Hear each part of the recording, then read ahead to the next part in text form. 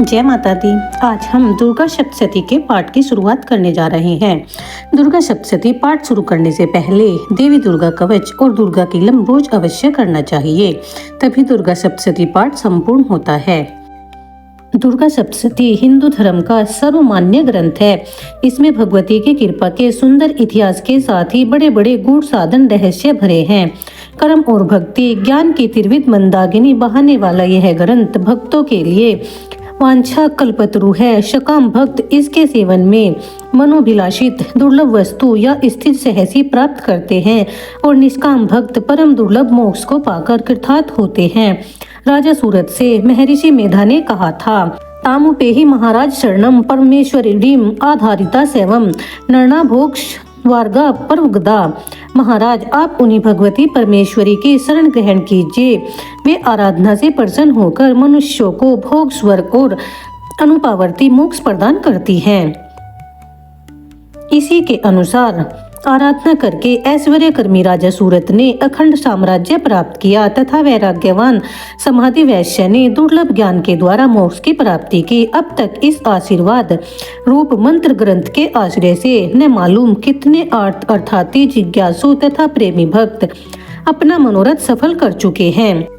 दुर्गा सप्तशती के पाठ में विधि का ध्यान रखना तो उत्तम है ही, उसमें भी सबसे उत्तम है भगवती दुर्गा के चरणों में प्रेम पूर्ण भक्ति, श्रद्धा और भक्ति के साथ जगदम्बा के स्मरण पूर्वक सप्तशती का पाठ करने वाले को उनकी कृपा का शीघ्र ही अनुभव हो सकता है।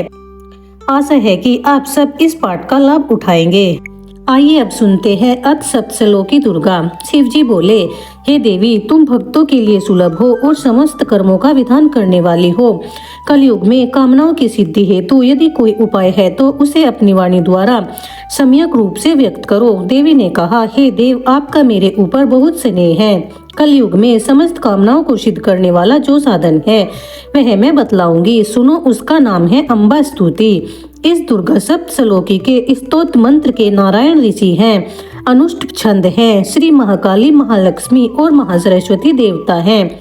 श्री दुर्गा की प्रसन्नता के लिए सप्तश्लोकी दुर्गा पाठ में इसका विनियोग किया जाता है। वे भगवती महामाया देवी ज्ञानियों के भी चित्त को बलपूर्वक खींचकर मोह में डाल देती हैं।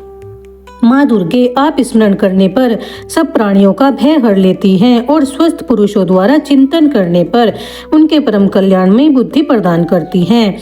दुख दरिद्रता और भय हरने वाली देवी आपके सिवा दूसरी कौन है, जिसका चित्त सबका उपकार करने के लिए सदा ही दयार्द रहता हो। नारायणी, तुम सब प्रकार का मंगल प्रदान करने वाली मंगलमयी हो, कल्याणदायिनी शिवा हो, सब पुरुषार्थों को सिद्ध करने वाली शरणागत वत्सला, तीन नेत्रों वाली एवं गैरगौरी हो, तुम्हें नमस्कार है।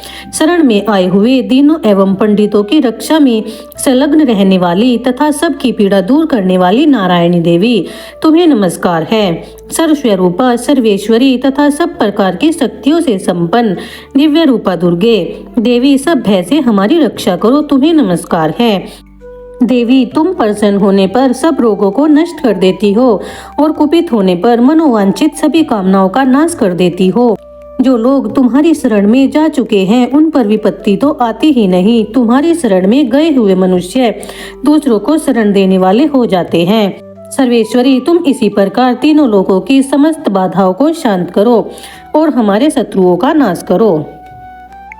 श्री दुर्गा सप्तश्लोकी संपूर्ण। श्री दुर्गा अष्टोत्तरशत नाम स्तोत्रम।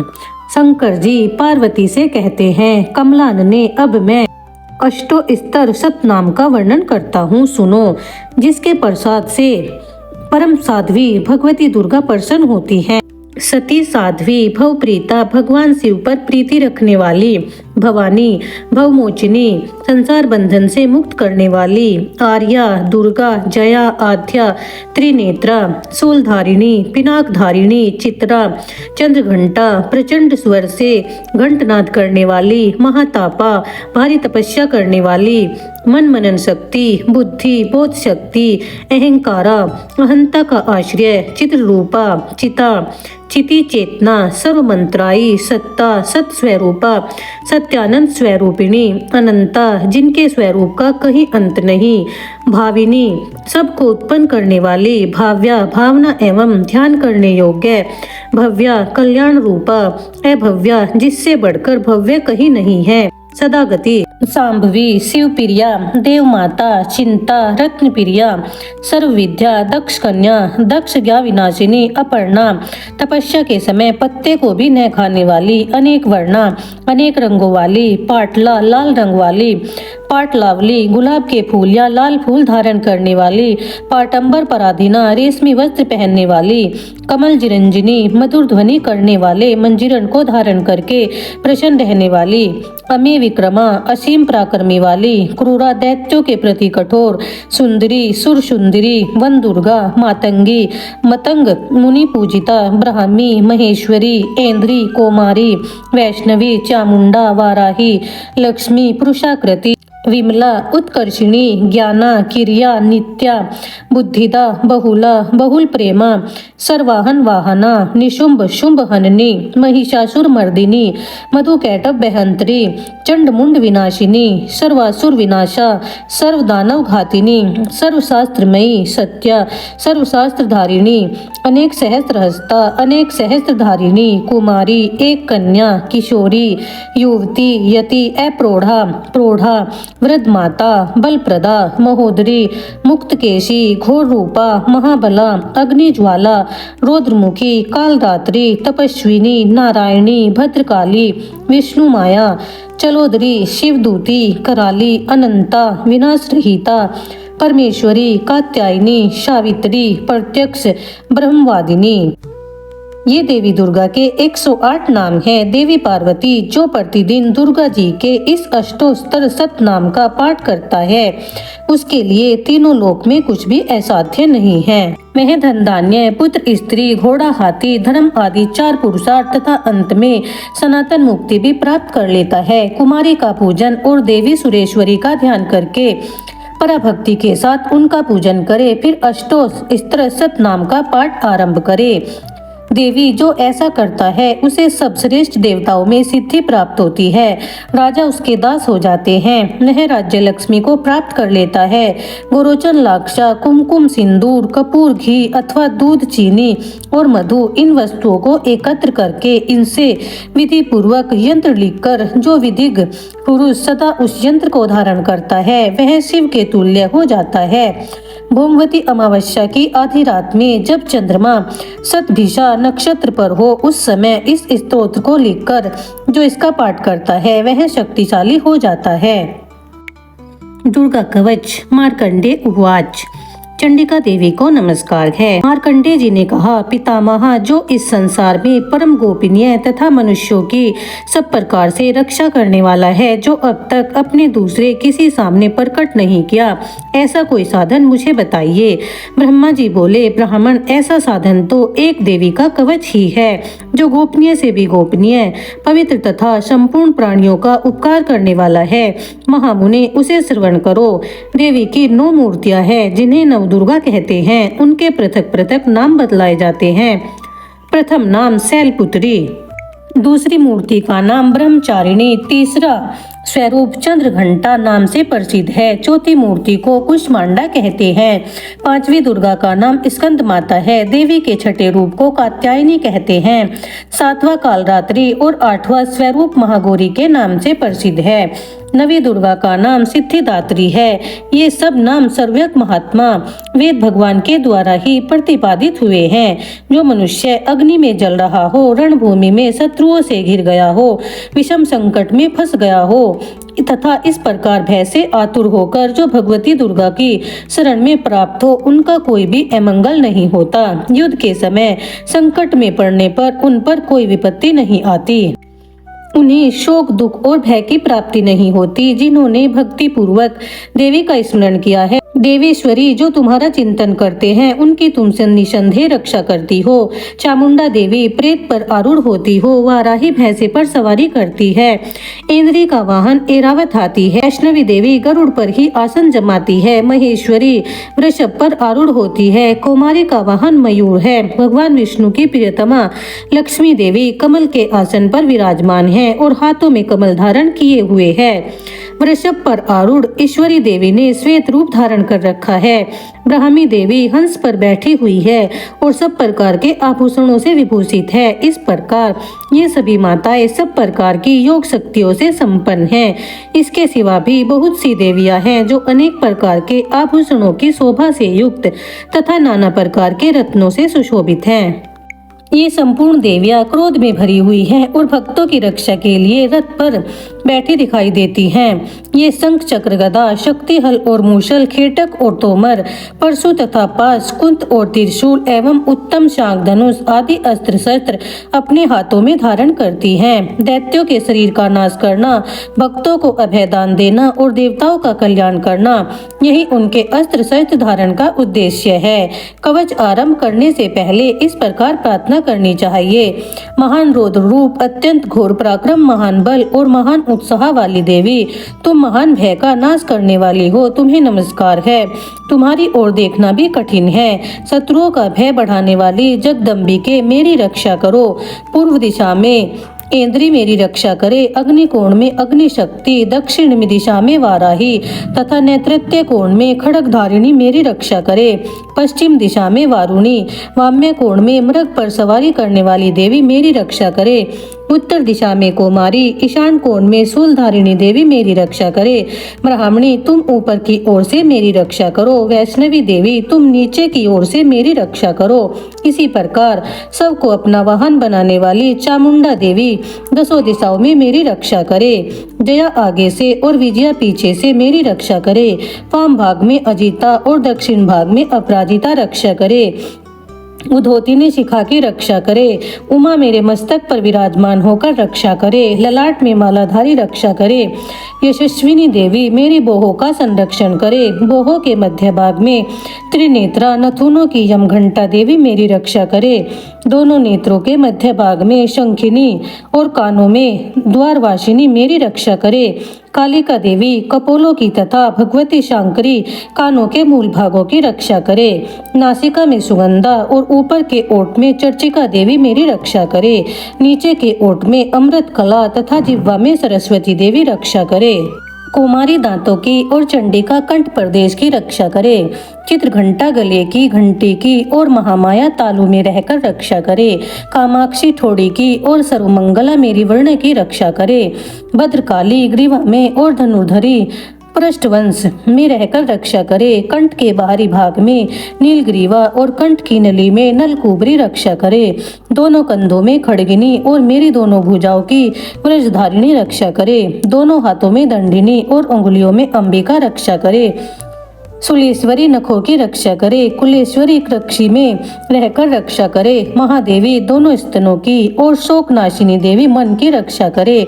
लीला देवी हृदय में शूलधारिणी उदर में रहकर रक्षा करे। नाभि में कामिनी और गुहु भाग की गुहेश्वरी रक्षा करे। पूतना और कामिका लिंग और महिषवाहिनी गुदा की रक्षा करे।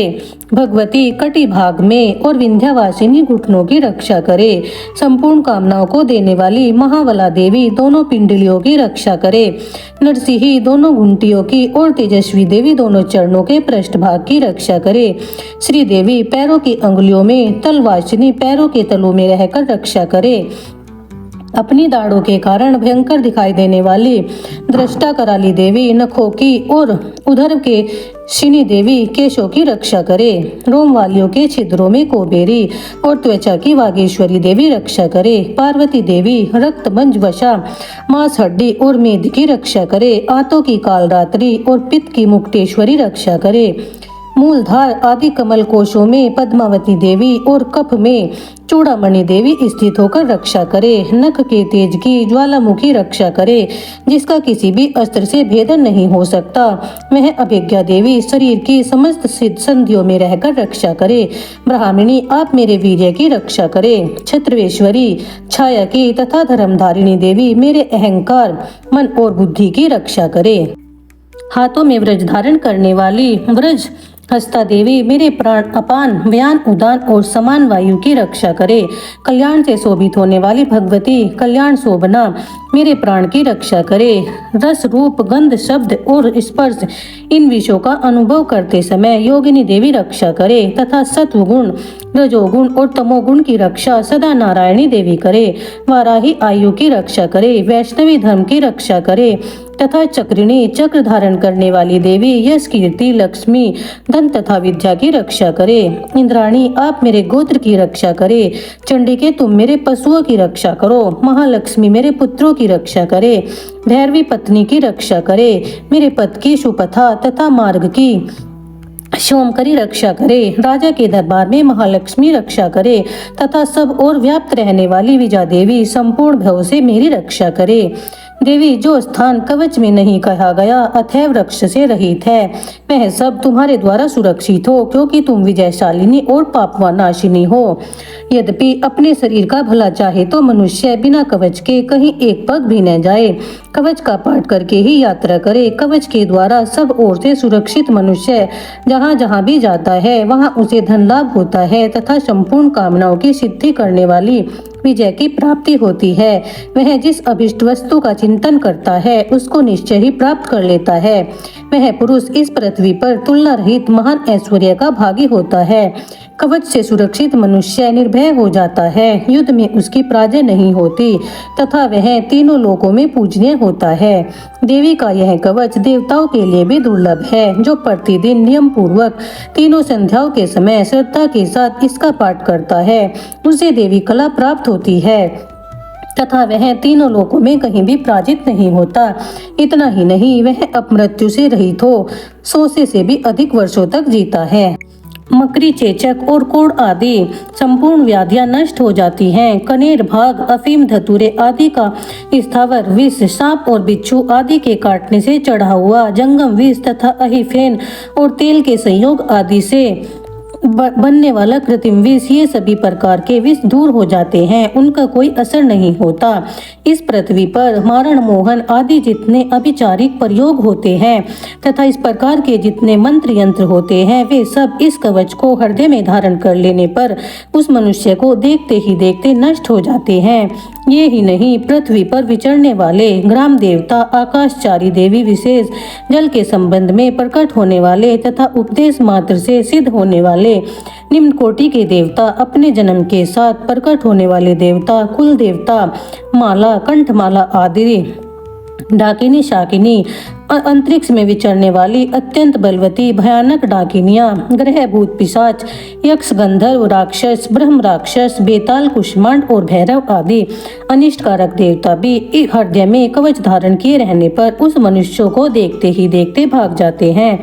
कवचधारी पुरुष को राजा से सम्मान, वृद्धि प्राप्त होती है। यह कवच मनुष्य के तेज की वृद्धि करने वाला और उत्तम है। कवच का पाठ करने वाला पुरुष अपनी कीर्ति से विभूषित भूतल पर अपने सुयश के साथ वृद्धि को प्राप्त होता है। जो पहले कवच का पाठ करके उसके बाद सप्तशती चंडी का पाठ करता है, उसकी जब तक वन, पर्वत और कानों सहित यह पृथ्वी टिकी रहती है तब तक यहाँ पुत्र, पौत्र आदि संतान परंपरा बनी रहती है। फिर देह का अंत होने पर वह पुरुष भगवती माया के प्रसाद से उस नित्य परम पद को प्राप्त होता है जो देवताओं के लिए भी दुर्लभ है। वह सुंदर दिव्य धारण रूप करता है और कल्याण में शिव के साथ आनंद का भागी होता है। इति देव्या कवचम संपूर्ण।